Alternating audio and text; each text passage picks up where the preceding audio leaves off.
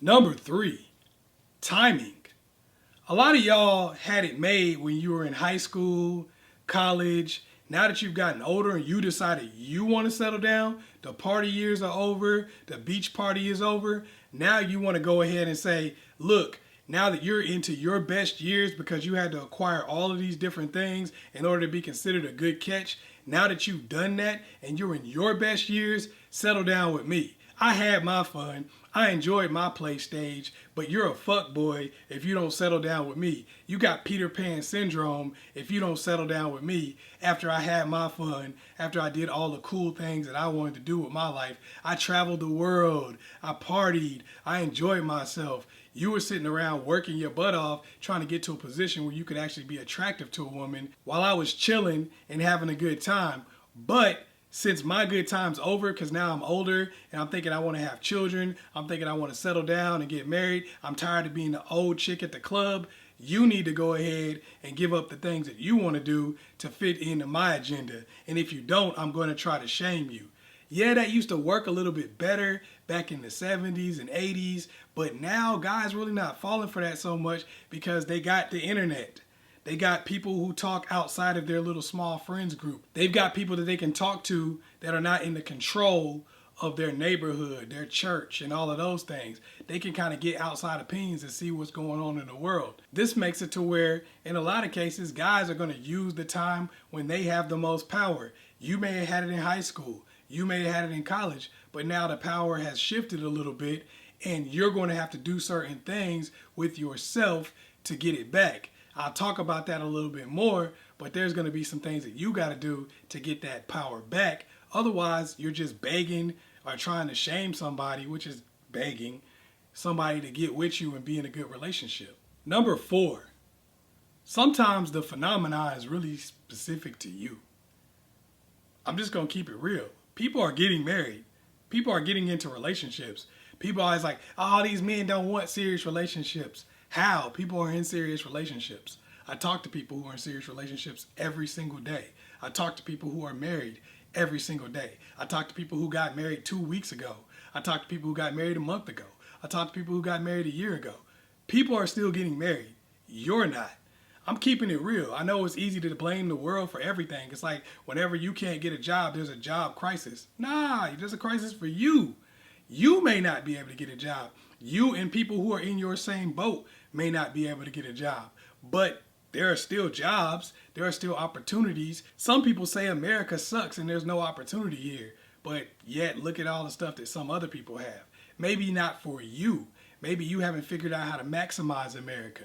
And until you start understanding that just because a problem is affecting you doesn't mean it's affecting everybody and doesn't mean it's the rule, then you're not going to be able to make changes in your life in order to fix your situation and put yourself in a position where you're topping the market.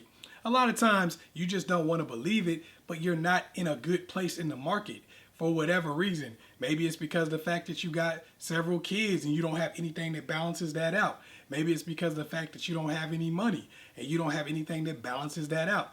Maybe it's because of the fact that you don't take care of yourself in the best way and you're not to the highest level of physical attractiveness that you could be at, and there's nothing that you have to balance that out. If that's the case, then of course this situation is going to seem a lot worse for you.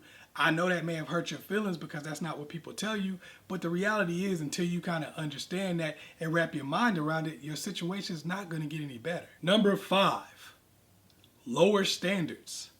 Lower standards have created more and more options for men. A lot of women didn't want to be judged. You wanted to live like men and do everything that men did.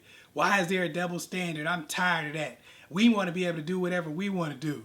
Then you didn't want to be judged for anything. Well, I shouldn't be judged or talked about because I don't have any money. I shouldn't be judged or talked about because I slept with a lot of guys. I shouldn't be judged or talked about because I have multiple children that I have to take care of. A real man will want to step up and take care of these children. Well, in a lot of cases, you got what you wanted.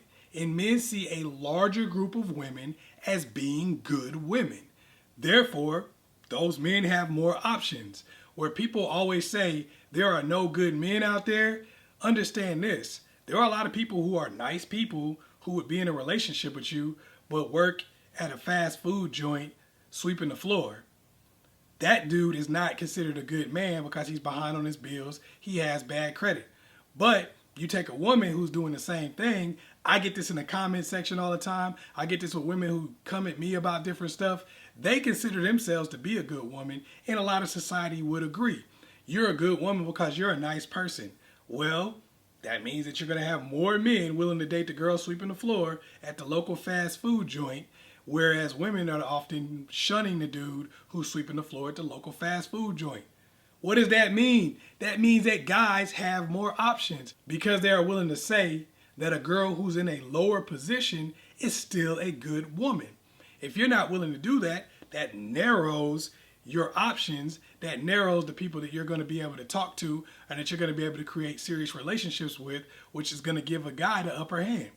Because of the fact that things have changed, because of the fact that women have been getting treated a little bit better in terms of, I know y'all might not agree, but in terms of double standards and how men feel about them, the fact that you can't just say the things that you used to say, the fact that you got to think back in the day, if you weren't a virgin, you weren't marriage material.